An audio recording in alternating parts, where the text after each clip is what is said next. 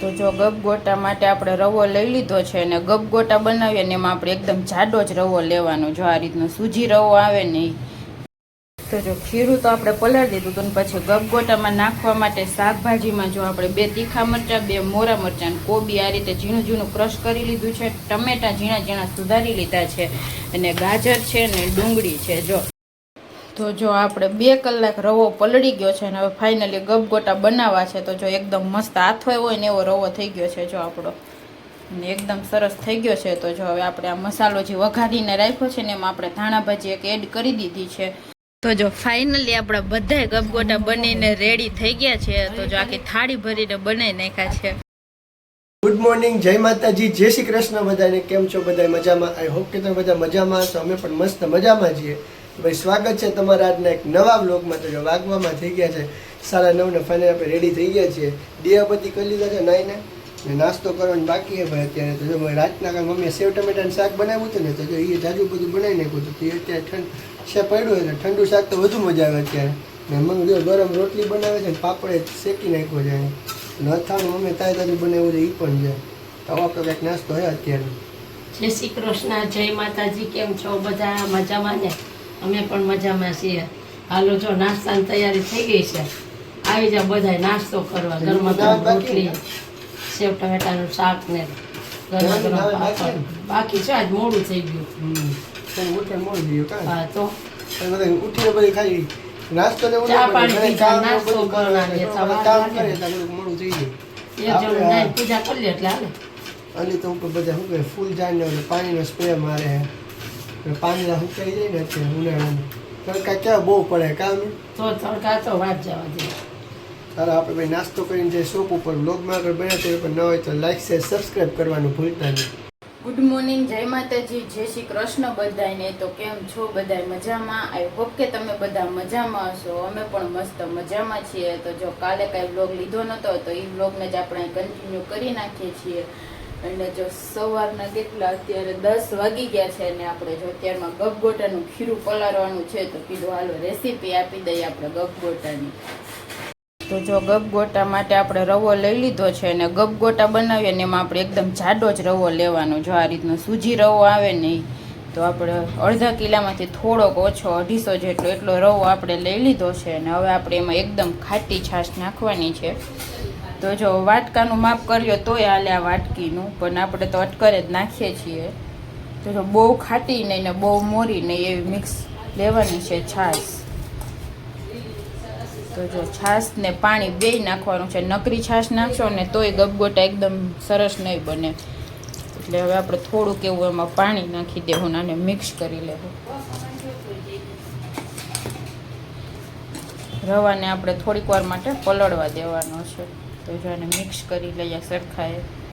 તો જો આ રીતનું આપણે પલાળી દેવાનું છે. રવો આખો પલળી જવો જોઈએ. તો જો આ રીતે મિક્સ કરીને હવે આપણે એને 1-2 કલાક જેટલો ટાઈમ હોય, અડધો કલાક તો રાખવાનો જ આપણે. તો જો હવે આપણે આને રાખી દેવું ઢાંકીને. તો જો ખીરું તો આપણે પલાળી દીધું તો પછી ગબગોટામાં નાખવા માટે શાકભાજીમાં જો આપણે 2 તીખા મરચાં, 2 મોરા મરચાં, કોબી આ રીતે ઝીણું ઝીણું ક્રશ કરી લીધું છે, ટમેટા ઝીણા ઝીણા સુધારી લીધા છે અને ગાજર છે ને ડુંગળી છે. જો તો આપણે 2 ચમચી તેલ મૂકીને એમાં રાઈનો ને હિંગનો વઘાર કરી નાખ્યો છે અને જો ડુંગળી ને ગાજર આપણે ચડવા માટે મૂકી દીધું છે.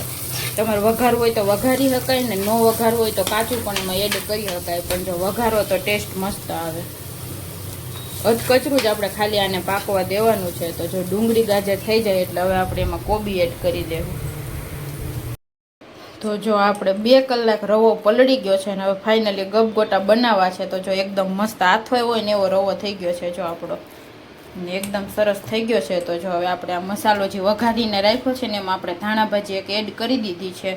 તો હવે આપણે એને આમાં મિક્સ કરી દેવું અને આમાં આપણે એને થોડુંક મરચું પાવડર નાખી દેવું. તીખા ખાવા હોય તો મરચું પાવડર એડ કરવાનું, બાકી નહીં. ને થોડીક એવી હિંગ એડ કરશો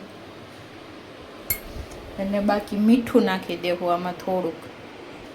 તો જો સ્વાદ પ્રમાણે મીઠું નાખી દેવું. આમાંય આપણે મસાલામાં થોડુંક નાખ્યું છે એટલે આપણે આમાં ટેસ્ટ પ્રમાણે જ નાખી દેવાનું છે.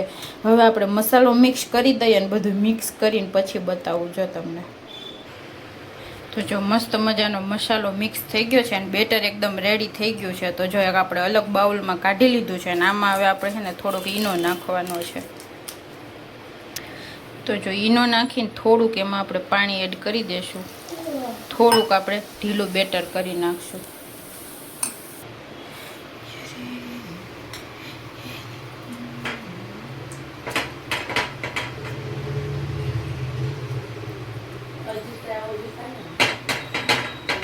જો મસ્ત લોઢીને તેલથી ગ્રીસ કરી દેવાની છે આખીને. જો ઈનાવાળું બેટર છે તો હવે આપણે આમાં બેટર એડ કરી દેવું.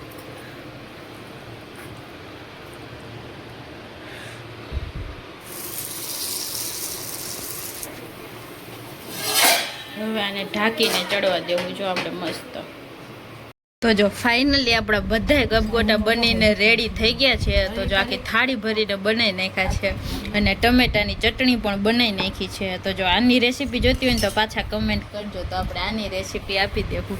તો જો મસ્ત મજાના ગબગોટા બની ગયા છે. જો બધા જમવા માટે બેસી ગયા છીએ અને જો ભીંડાનું શાક પાછું બની ગયું છે. ઓલું શું કે ગઈઢા ભીંડાનું શાક અને રોટલી ને જો મરચાં મમ્મી માર્કેટેથી એવા કૂણા લઈ આવ્યા છે મસ્તીના કાચા ને કેસર કેરી આવી ગઈ છે જો સરસ મજાની. તો આવું બધું છે મસ્ત જમવાનું. તો હાલો આવી જાવ જમવા. 9 વાગી ગયા છે ને આપણે શોપેથી અત્યારે હમણાં અડધી કલાક પહેલા જ આવ્યા ને 8:30 વાગી ગયા હવે શોપે. આજે થોડોક કસ્ટમર આવ્યા હતા તો કપડાં બધું અંકેલવામાં અને મારે થોડું ઘણું બહારનું કામ હતું એ એટલે મોડું થઈ ગયું શોપેથી આ ઘરે આવતા. અને આજે પરોઠાનો પ્રોગ્રામ હતો તો પરોઠા બનાવે. કાલે જ કરવા હતા પરોઠા પણ કાલે હું થયું હું બનાવ્યું સેવ ટમેટા. કાલે હું થયું પરોઠા અને ચા કરવાના હતો તો એટલે કે મારે ચાથી એસિડિટી થઈ જાય રાઈટના. એટલે કે કાલે કે સેવ ટમેટા શાક કરો પછી ભેગી પરોઠા જગ્યાએ રોટલી કરી નાખી. એટલે પરોઠા કાલે બનાવતા આજે બન્યા હતા. કાલે નો ખાધા તો આજે બગી આવ્યો તો પરોઠા પાછા. તો ગરમા ગરમ પરોઠા કરી નાખ્યો. ચા હે બપોરનું ભીંડાનું શાક પડ્યું હે પછી પાકેલી કેરી બધું મિક્સમાં બધું ગાંઠિયા પાકેલી કેરી ખાવાની મજા આવે. હા તો બધું મિક્સમાં જમવાનું છે. બપોરે ગબગોટા બનાવવાનું તો શાક પડ્યું રહ્યું છે બપોરનું. ભીંડાનું શાક બપોર મસ્ત બનાવ્યું હતું. ગળડો ભીંડો હતો ને આપણે ગળડો ભીંડાનું શાક વધુ ભાવે. મસ્ત મજાની આજના આ બ્લોગમાં ગબગોટાની રેસીપી આપી શાક. એવું આખી રેસીપી તો ભાઈ આજના બ્લોગમાં આખી રેસીપી આપી છે. બ્લોગ જોવાનું ભૂલતા નહીં. હાલો આપણે જમી લઈ. આજના બ્લોગને અહીંયા પૂરો કરી દઈએ. આજનો બ્લોગ આપણે અહીંયા પૂરો કરીએ છીએ. તો જો અમારો બ્લોગ પસંદ આવે તો ચેનલને લાઈક શેર અને સબસ્ક્રાઇબ કરવાનું ભૂલતા નહીં. કાલે મળશું નવા બ્લોગ સાથે. ત્યાં સુધી બધાને ગુડ નાઇટ અને બાય.